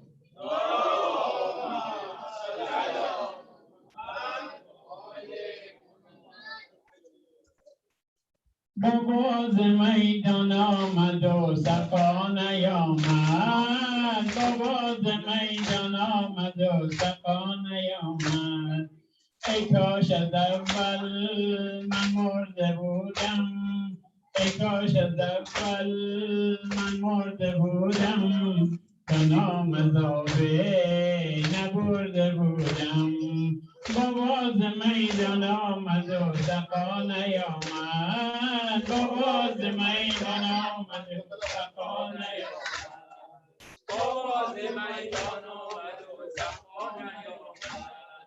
جان برادر بنگر جان برادر بخیز و بنگر اتش نکامی اشکر دست بر باباز میدان آمد و سقان آمد باباز میدان آمد و سقان آمد باباز میدان آمد و سقان آمد ای کاش از اول من مرده بودم ای کاش از اول من مرده بودم چون آمد نبرده بودم باباز میدان آمد و سقانه آمد باباز میدان آمد و سقانه آمد باباز میدان آمد و سقانه آمد جان برادر بخیز و بنگر جان برادر بخیز و بنگر دست جدا شد از کیز پیکر جان برادر بخیز و بنگر دست جدا شد از کیز پیکر باباز میدان آمد و سقانه آمد باباز میدان آمد و سقانه آمد باباز میدان آمد و سقانه آمد ای کاش از اول من مرده بودم ای کاش از اول من مرده بودم چون آمد نبرده بودم باباز میدان آمد و سقانه آمد باباز میدان آمد و سقانه آمد باباز میدان آمد و سقانه آمد دیدم عمویم بشکست دل بود دیدم عمویم بشکست دل بود هنگام رفتن از من خجل بود باباز میدان آمد و سقانه آمد باباز میدان آمد و سقانه آمد باباز میدان آمد و سقانه آمد بر خاتم انبیا محمد مصطفی صلوات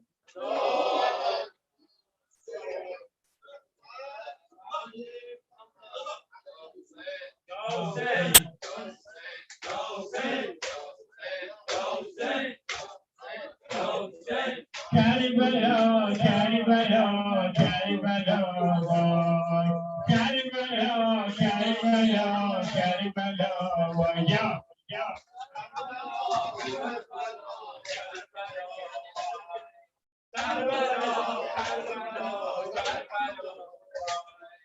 ای زمین هیچ جا نیچ کردی ای زمین هیچ جا نیچ کردی موجی آمد دست نکردی عالمی را پرا درد کردی درد بیچاره و بیدوا وای کربلا کربلا کربلا وای کربلا کربلا کربلا کربلا کربلا کربلا ای زمین ظلم و بسیار کردی ای زمین ظلم و بسیار کردی اهل بیت نبی قار کردی شهره شهر بازار کردی با که گویم من این ماجرا وای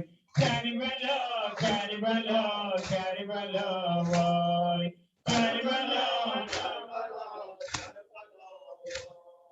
کربلا کربلا کربلا ای زمین ظلم و بسیار کردی ای زمین ظلم و بسیار کردی اهل بیت نبی قار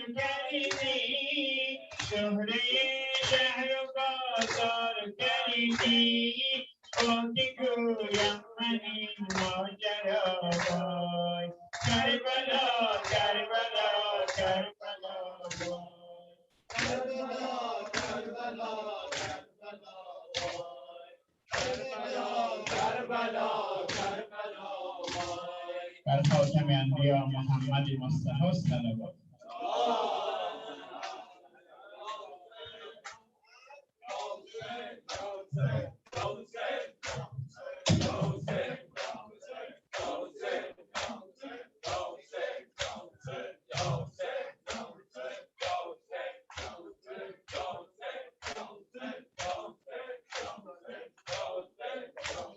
Ya Hussein, Ya Hussein, Ya Hussein, Ya Hussein, Ya Hussein. रोवेगा याद करके कमलू ज़माना रोवेगा याद कमलू ज़माना रोवेगा याद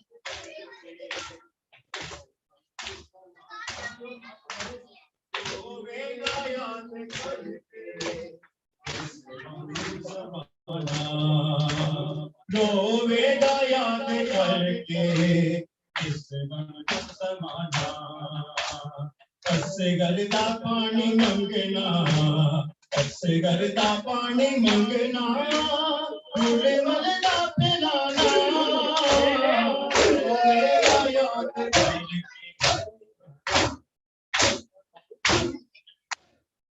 रोवेगा याद करके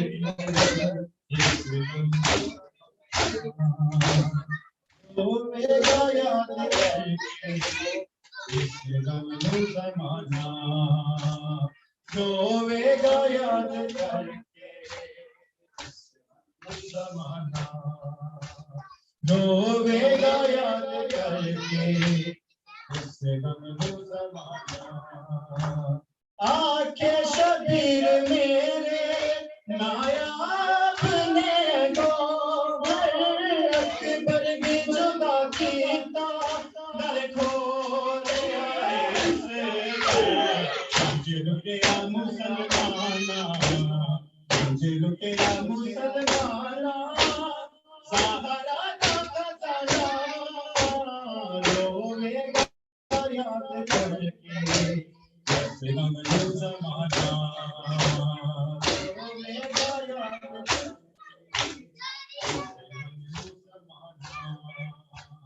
रोवेगा याद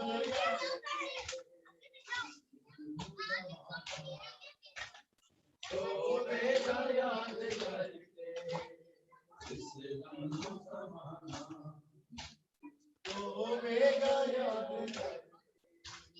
इस गमलू ज़माना रोवेगा याद करके इस गमलू ज़माना शबीर के हकाते लगदा सिवानो प्यारा कीता तीर नाल ज़ख्मी कुरान दा पारा मेरे बाप सह गई मेरे बाप सह गई मेरे से उछाला रोवेगा याद करके इस गमलू ज़माना रोवेगा याद करके इस गमलू ज़माना रोवेगा याद करके इस गमलू ज़माना रोवेगा याद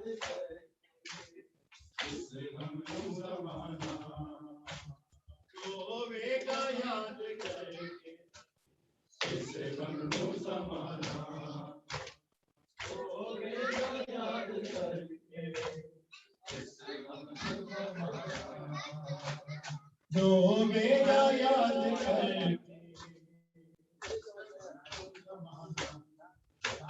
रोवेगा याद करके इस गमलू ज़माना रोवेगा याद करके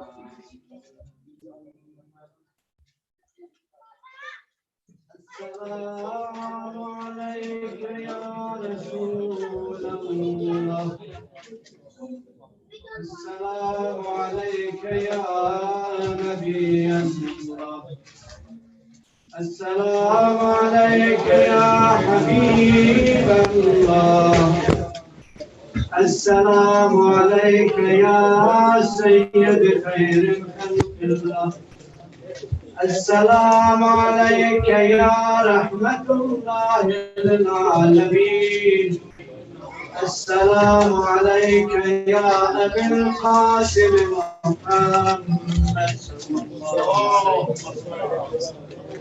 السلام عليك يا أبا عبد الله وعلى الأرواح التي حلت بفنائك عليك